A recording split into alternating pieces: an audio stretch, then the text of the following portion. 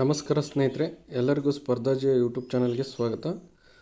ಸ್ನೇಹಿತರೆ, ಈ ಒಂದು ವಿಡಿಯೋದಲ್ಲಿ ವಿಶೇಷವಾದಂಥ ಒಂದು ಪ್ರಕಟಣೆಯನ್ನು ನೀಡಿದೆ ಸುಪ್ರೀಂ ಕೋರ್ಟ್. ಅದು ಏನಪ್ಪ ಅಂದರೆ TETಯನ್ನು ಕಡ್ಡಾಯ ಮಾಡಿದೆ. ಅಂದರೆ ಸರ್ವಿಸ್ನಲ್ಲಿರೋರಿಗೂ TETಯನ್ನು ಕಡ್ಡಾಯ ಮಾಡಿದೆ. ಅದು ಯಾರಿಗೆಲ್ಲ ಅನ್ವಯ ಆಗುತ್ತೆ, ಹೇಗಾಗುತ್ತೆ ಅನ್ನೋದ್ರ ಬಗ್ಗೆ ಸಂಪೂರ್ಣವಾದಂಥ ಮಾಹಿತಿಯನ್ನು ತಿಳಿಸುತ್ತೇನೆ.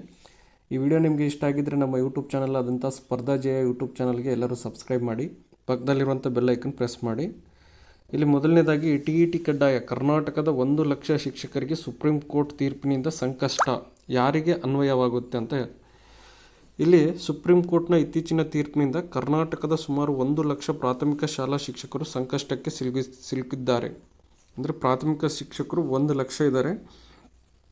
TETಯನ್ನು ಪಾಸ್ ಮಾಡದೇ ಇರೋರು, ಆಲ್ರೆಡಿ ಅವರು ಸರ್ವಿಸ್ನಲ್ಲಿ ಇರೋರು.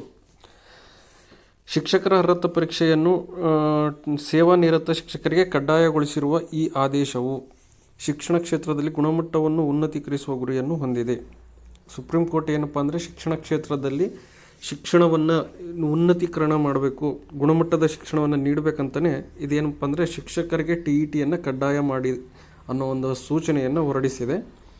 ಈ ಒಂದು ತೀರ್ಪಿನಿಂದ ಕರ್ನಾಟಕದ ಶಿಕ್ಷಕರ ಮೇಲೆ ಗಮನಾರ್ಹ ಪರಿಣಾಮ ಬೀರಿದ್ದು, ಯಾರಿಗೆ ಈ ಆದೇಶ ಅನ್ವಯವಾಗುತ್ತದೆ, ಯಾವ ಷರತ್ತುಗಳಿವೆ ಎಂಬುದನ್ನು ಈ ಲೇಖನದಲ್ಲಿ ವಿವರವಾಗಿ ತಿಳಿಯೋಣ. ಇದೇ ರೀತಿಯ ಎಲ್ಲ ಮಾಹಿತಿ ಹಾಗೂ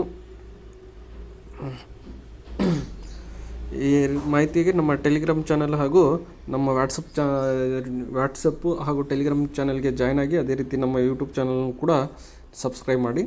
ಇಲ್ಲಿ ಸುಪ್ರೀಂ ಕೋರ್ಟ್ ತೀರ್ಪು TET ಕಡ್ಡಾಯತೆಯ ವಿವರ. ಅಂದರೆ ಸುಪ್ರೀಂ ಕೋರ್ಟ್ ತೀರ್ಪು ಏನಪ್ಪ ಅಂದರೆ TETಯನ್ನು ಕಡ್ಡಾಯಗೊಳಿಸಿದೆ.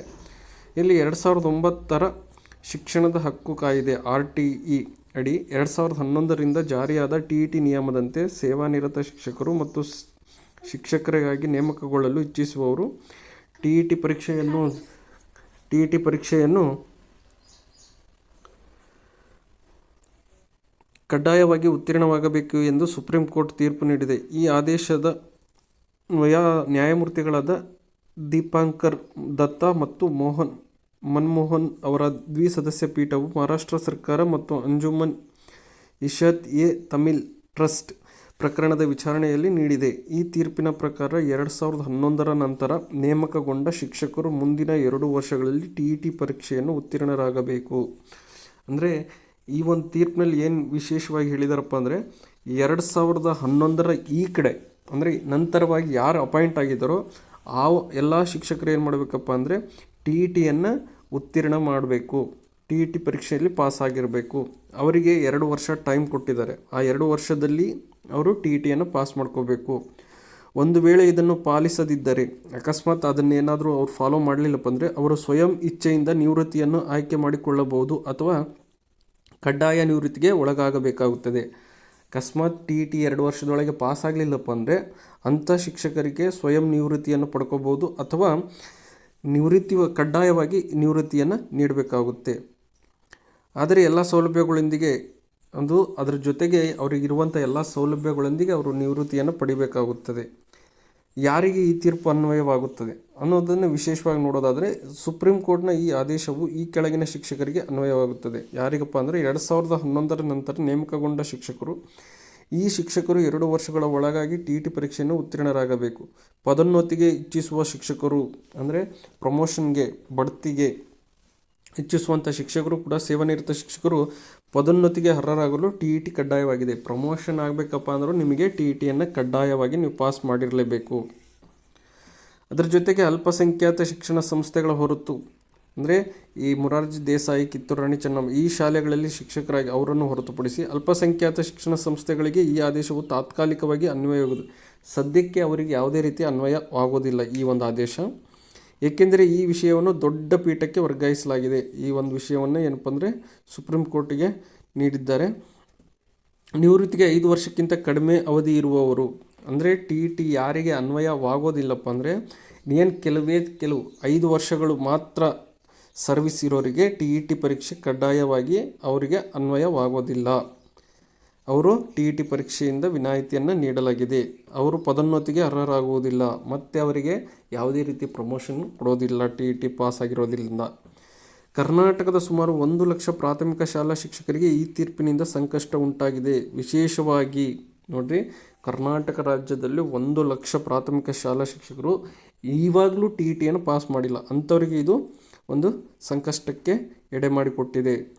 ಇಲ್ಲಿ 2001, 2005, 2008 ಮತ್ತು 2011ರಲ್ಲಿ ನೇಮಕಗೊಂಡವರಿಗೆ ಏನಪ್ಪ ಅಂದರೆ 2001ರಲ್ಲಿ, 2005ರಲ್ಲಿ, 2008ರಲ್ಲಿ ನೇಮಕಗೊಂಡವರಿಗೆ ಇದು ಏನಪ್ಪ ಅಂದರೆ ವಿಶೇಷವಾಗಿ ಈ ಶಿಕ್ಷಕರಿಗೆ TET ಪಾಸ್ ಆಗಿರೋದಿಲ್ಲ. ಶಿಕ್ಷಣ ತಜ್ಞರಿಂದ ಅಸಮಾಧಾನ ಅಂದರೆ ಈ ಒಂದು ಸುಪ್ರೀಂ ಕೋರ್ಟ್ನ ತೀರ್ಪಿನಿಂದ ಶಿಕ್ಷಣ ತಜ್ಞರು ಏನು ಹೇಳ್ತಾರೆ ಅಂದರೆ, ಕರ್ನಾಟಕದ ಶಿಕ್ಷಣ ತಜ್ಞರು ಈ ತೀರ್ಪಿನ ಬಗ್ಗೆ ಅಸಮಾಧಾನ ವ್ಯಕ್ತಪಡಿಸಿದ್ದಾರೆ. ಶಿಕ್ಷಣದ ಮೂಲಭೂತ ಹಕ್ಕಿಗಾಗಿ ಜನಾಂದೋಲನಗಳ ಸಮನ್ವಯ ಸಂಚಾಲಕ VP ನಿರಂಜನಾರಾಧ್ಯ ಅವರು ಯಾವುದೇ ಕಾನೂನನ್ನು ಪೂರ್ವಾನ್ವಯವಾಗಿ ಜಾರಿಗೊಳಿಸುವುದು ಸಂವಿಧಾನಕ್ಕೆ ಮತ್ತು ಸಹಜ ನ್ಯಾಯ ತತ್ವಕ್ಕೆ ವಿರುದ್ಧವಾಗಿದೆ ಎಂದು ಹೇಳಿದ್ದಾರೆ. TET ಕಡ್ಡಾಯಗೊಳಿಸುವುದು ಸೇವಾನಿರತ ಶಿಕ್ಷಕರ ಆತ್ಮಸ್ಥೈರ್ಯವನ್ನು ಕುಗ್ಗಿಸುವುದರ ಜೊತೆಗೆ ಕಲಿಕಾ ವ್ಯವಸ್ಥೆಯ ಗುಣಮಟ್ಟದ ಮೇಲೆ ವ್ಯತಿರಿಕ್ತ ಪರಿಣಾಮ ಬೀರುತ್ತದೆ ಎಂದು ಅವರು ಆತಂಕವನ್ನು ವ್ಯಕ್ತಪಡಿಸಿದ್ದಾರೆ. ಅಖಿಲ ಭಾರತ ಪ್ರಾಥಮಿಕ ಶಿಕ್ಷಕರ ಒಕ್ಕೂಟದ ಅಧ್ಯಕ್ಷರು ಕೂಡ ಬಸವರಾಜ್ ಗುರಿಕಾರ ಅವರು ಕೇಂದ್ರ ಸರ್ಕಾರವು ಮಧ್ಯಪ್ರವೇಶಿಸಿ ಈ ಅನ್ಯಾಯವನ್ನು ಸರಿಪಡಿಸಬೇಕೆಂದು ಒತ್ತಾಯಿಸಿದ್ದಾರೆ. ನೆಕ್ಸ್ಟ್, TET ಪರೀಕ್ಷೆಯನ್ನು ಪಾಸ್ ಆಗಲಿಕ್ಕೆ 2 ವರ್ಷಗಳ ಕಾಲಾವಕಾಶ. ನೋಡಿರಿ, ಶಿಕ್ಷಕರಿಗೆ 2 ವರ್ಷಗಳ ಕಾಲಾವಕಾಶ. ಸುಪ್ರೀಂ ಕೋರ್ಟ್ನ ತೀರ್ಪಿನ ಪ್ರಕಾರ 5 ವರ್ಷಕ್ಕಿಂತ ಹೆಚ್ಚು ಸೇವಾವಧಿ ಉಳಿದಿರುವ ಶಿಕ್ಷಕರು, 5 ವರ್ಷಕ್ಕಿಂತ ಜಾಸ್ತಿ ಇರೋರು, ಕೇವಲ 5 ವರ್ಷ ಇರೋರು TET ಪರೀಕ್ಷೆಯನ್ನು ಪಾಸ್ ಆಗದೇ ಇದ್ದರೂ ನಡೆಯುತ್ತೆ. ಅವರಿಗೆ ಯಾವುದೇ ಪ್ರಮೋಷನ್ ಕೊಡೋದಿಲ್ಲ. ಹಾಗಾಗಿ 5 ವರ್ಷಕ್ಕಿಂತ ಹೆಚ್ಚು ಅಂದರೆ 5 ವರ್ಷ, 6 ವರ್ಷ, 7 ವರ್ಷ, 8 ವರ್ಷ ಸರ್ವಿಸ್ ಇರೋರು ಏನು ಮಾಡಬೇಕಪ್ಪ ಅಂದರೆ TET ಪರೀಕ್ಷೆಯನ್ನು ಕಡ್ಡಾಯವಾಗಿ ಪಾಸ್ ಮಾಡಲೇಬೇಕು.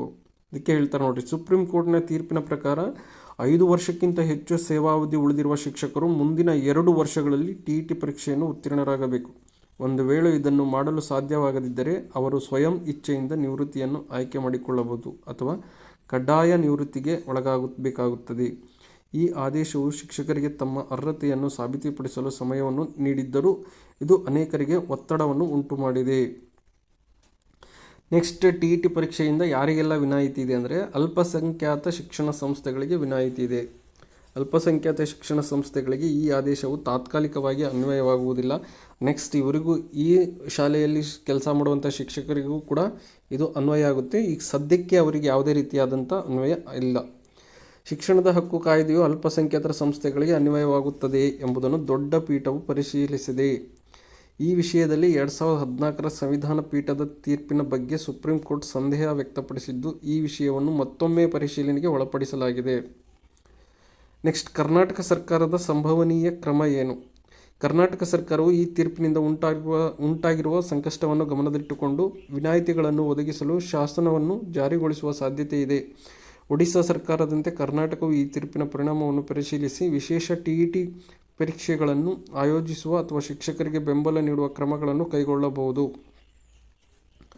ಮತ್ತು ಇದರ ಜೊತೆಗೆ ಸುಪ್ರೀಂ ಕೋರ್ಟ್ನ ಈ ತೀರ್ಪು ಶಿಕ್ಷಣ ಕ್ಷೇತ್ರದಲ್ಲಿ ಗುಣಮಟ್ಟವನ್ನು ಕಾಪಾಡುವ ಗುರಿಯನ್ನು ಹೊಂದಿದ್ದರೂ ಕರ್ನಾಟಕದ ಲಕ್ಷಾಂತರ ಶಿಕ್ಷಕರಿಗೆ ಇದು ಸವಾಲಾಗಿ ಪರಿಣಮಿಸಿದೆ. TET ಕಡ್ಡಾಯಗೊಳಿಸುವ ಈ ಆದೇಶವು ಶಿಕ್ಷಕರಿಗೆ ತಮ್ಮ ಅರ್ಹತೆಯನ್ನು ತೋರಿಸಲು ಅವಕಾಶಗಳನ್ನು ನೀಡಿದರೂ ಇದು ಅನೇಕರಿಗೆ ಒತ್ತಡವನ್ನು ಉಂಟು ಮಾಡಿದೆ.